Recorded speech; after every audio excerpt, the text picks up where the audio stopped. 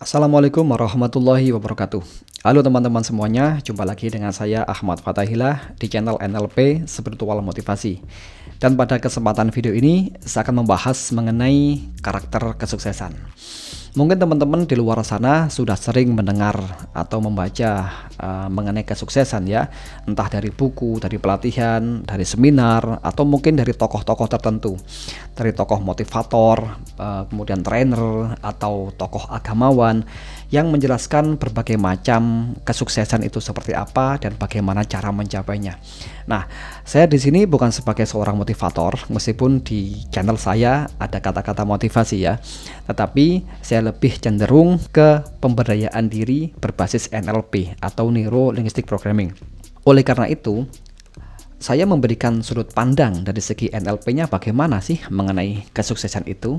Mari kita bahas.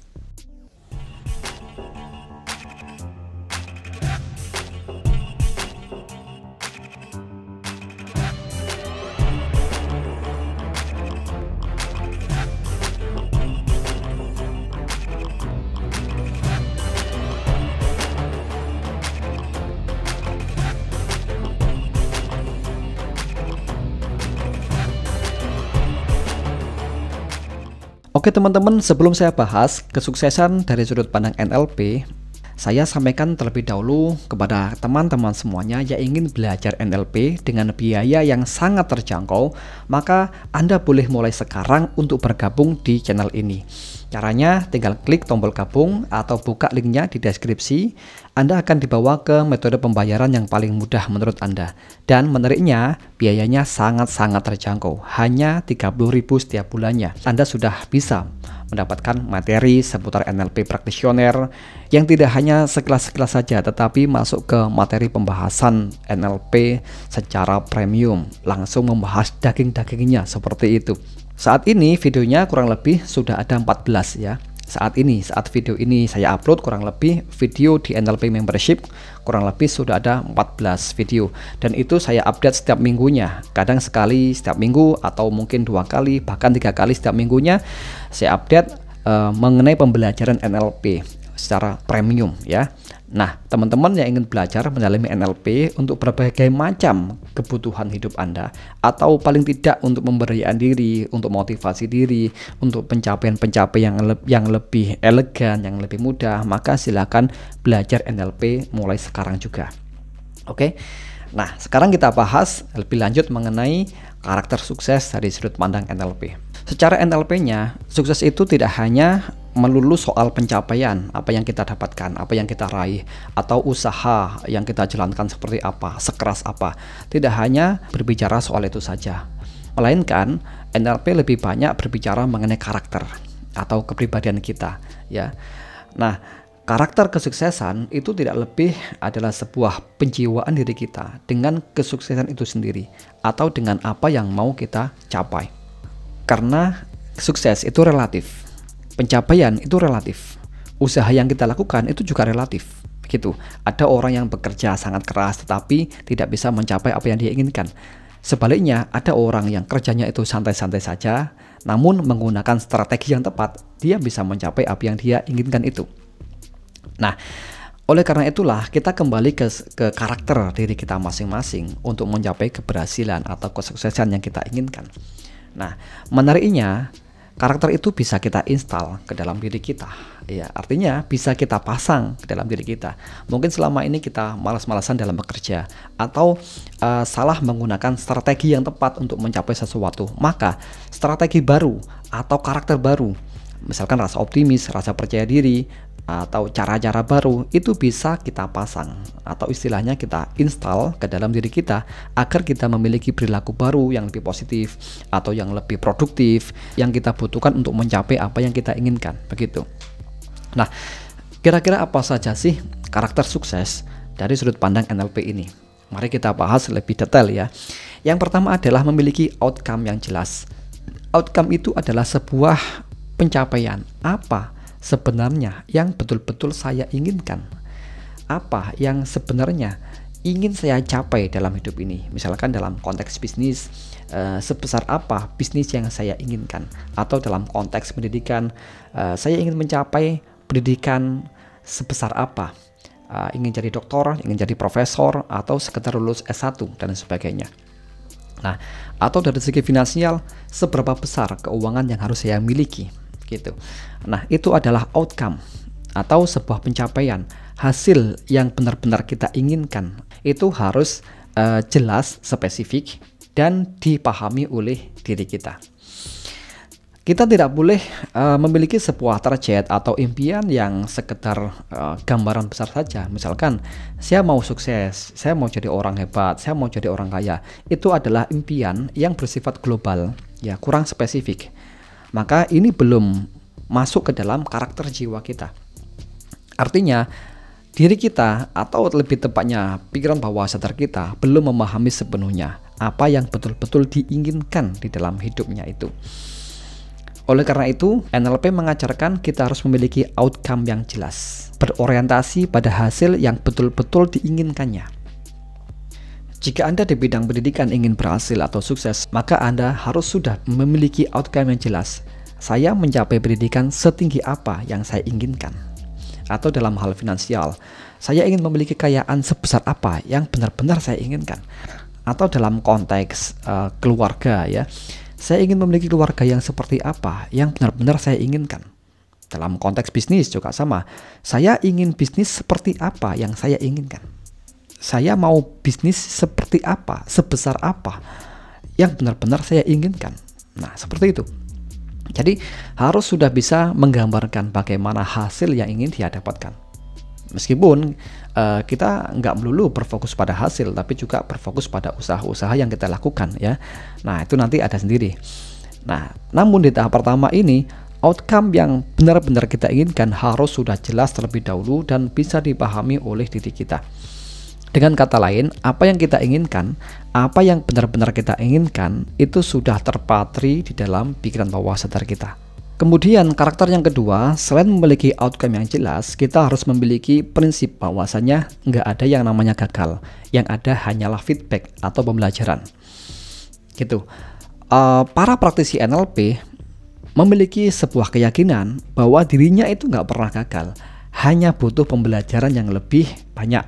Hanya butuh pembelajaran yang lebih keras. Begitu.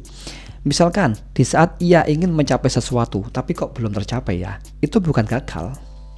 Melainkan itu adalah sebuah pembelajaran atau feedback yang dia dapatkan di saat berproses gitu. Nah, jadi ini berkaitan dengan prinsip yang nomor 3, yaitu suka belajar hal-hal yang baru gitu. Seorang yang memiliki karakter sukses itu menyukai pembelajaran baru, tantangan baru, ilmu-ilmu baru. Contoh, kalau kita ingin melakukan sesuatu tapi belum berhasil, maka harus belajar. Itu jawabannya. Atau kita ingin mencapai sesuatu, tapi kita belum berhasil mencapainya, maka kita harus belajar hal-hal baru untuk bisa mencapai ke sana.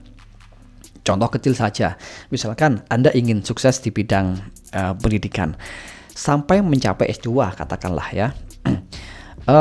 Di saat Anda di tengah semester dan Anda mengalami masalah, misalkan pembelajarannya sangat sulit atau tidak bisa ketemu dosen pembimbing dan lain sebagainya, itu kan masalah-masalah kecil. Di saat Anda tidak berhasil untuk menyampaikan presentasi yang bagus atau Anda mendapatkan teguran dari dosen Anda, itu kan bukan sebuah kegagalan, namun itu adalah pembelajaran. Di saat kondisi seperti itu, ya Anda melihatnya sebagai feedback atau sebagai umpan balik. Ya, di saat Anda berproses, sehingga nanti apa saja hal-hal yang harus saya pelajari, itu yang muncul pertama kali dalam benak Anda di saat mengalami sebuah masalah atau sebuah kebuntuan dalam proses belajar. Ya, apa saja yang harus saya pelajari untuk mengatasi masalah ini, begitu. Nah, itu karakternya orang-orang sukses. Contoh lagi misalkan ya, kalau dalam saya pribadi membuat video di YouTube seperti ini, saya banyak belajar hal baru mengenai per-YouTubean. Bagaimana algoritma YouTube, bagaimana mengemas video yang bagus, bagaimana membuat thumbnail, bagaimana untuk memperbanyak viewer dan subscriber, dan lain sebagainya. Banyak banget ilmu baru yang saya dapatkan atau yang saya pelajari dari YouTube ini. Nah, ini adalah sumber daya atau hal-hal yang saya perlukan, yang harus saya pelajari untuk mendukung keberhasilan saya di bidang per-YouTubean. gitu. Meskipun saat ini ya katakanlah masih 10.000 subscriber dan view-nya masih belum banyak, tetapi saya yakin di masa mendatang channel saya akan besar. Dalam konteks apapun kurang lebih sama seperti itu. Ya, pendidikan, bisnis, keluarga, marketing, dan lain sebagainya. Ya, pembelajaran itu sangat penting dimanapun kita berada. Bukankah belajar itu sepanjang hayat? Nah, seperti itu.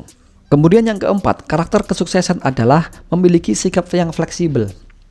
Behavior flexibility kalau dalam istilah NLP-nya itu. Kita harus memiliki sikap yang fleksibel, ya, di mana kita tidak boleh hanya mengandalkan satu cara saja apabila cara itu tidak membuahkan hasil. Melainkan kita harus memiliki banyak berbagai macam cara, alternatif, strategi yang harus kita miliki atau yang menjadi cadangan dalam diri kita. Nah, oleh karena itulah di saat kita mengalami sebuah kebuntuan atau masalah dalam proses pembelajaran, masalah dalam proses mencapai outcome kita harus memiliki alternatif cara-cara yang lain. Maka kita harus bertanya dalam diri kita, apa saja cara-cara yang harus saya lakukan untuk mencapai hasil yang saya inginkan. Atau begini, cara apa lagi yang harus saya tempuh agar saya bisa mencapai impian yang saya inginkan. Atau juga bisa bertanya dengan cara begini, siapakah orang yang sudah berhasil mengenai impian ini dan saya harus belajar kepadanya, begitu. Nah, dengan cara bertanya demikian ini, kita memiliki sikap fleksibel untuk menemukan cara baru, strategi baru. Dengan demikian, kita akan lebih mudah mencapai apa yang kita inginkan. Atau paling tidak, kita lebih berpotensi untuk mencapai apa yang kita inginkan. Nah, kebanyakan orang-orang yang berhasil pasti dia memiliki berbagai macam cara, ya. Entah cara itu dari pengalamannya sendiri, dari pengalaman orang lain, dari membaca buku, dari ikut seminar, pelatihan, dan lain sebagainya. Kemudian prinsip yang kelima, karakter sukses dari sudut pandang NLP, yaitu kita melakukan modeling kepada orang lain. Kita belajar dari orang lain yang lebih expert daripada kita. Ada seorang motivator, trainer yang mengatakan bahwasanya kita harus mencari seorang pelatih yang terbaik di bidangnya atau mencari guru yang terbaik di bidangnya. Misalkan, kalau kita ingin belajar mengembangkan YouTube seperti ini, maka kita harus mencari mentor-mentor YouTube yang sudah berhasil mengembangkan channelnya. Kita berguru kepada mereka. Atau kita ingin berbisnis, maka kita harus mencari mentor yang sudah berhasil berbisnis. Gitu. Kita temui orangnya, atau paling tidak itu kita bertemu di Zoom meeting, kita baca dari tulisannya, belajar dari hasil-hasil yang telah ia capai. Kita pelajari supaya apa? Kita bisa menduplikasi keberhasilannya itu kepada diri kita. Atau paling tidak kita bisa menduplikasi, meniru cara-cara yang dia lakukan, ya. Kemudian kita modifikasi sesuai dengan pembawaan diri kita sendiri. Begitu. Nah, dengan prinsip-prinsip karakter sukses seperti ini, maka kita berpotensi akan lebih mencapai apa yang kita inginkan dengan proses yang lebih baik tentunya. Tidak hanya sekedar proses, tidak hanya sekedar usaha, tapi kalau tanpa ilmu, tanpa pengalaman, tanpa pembelajaran, maka hasil yang kita dapatkan minimal. Sebaliknya, kalau kita memiliki beberapa karakter sukses tersebut dan kita biasakan setiap hari, ya, maka nanti berpotensi lebih cepat atau lebih mudah mencapai apa yang kita inginkan, begitu. Baik teman-teman, itu saja, semoga bermanfaat apa yang saya sampaikan, dan jangan lupa subscribe bagi yang belum. Saya sampaikan terima kasih. Wassalamualaikum warahmatullahi wabarakatuh.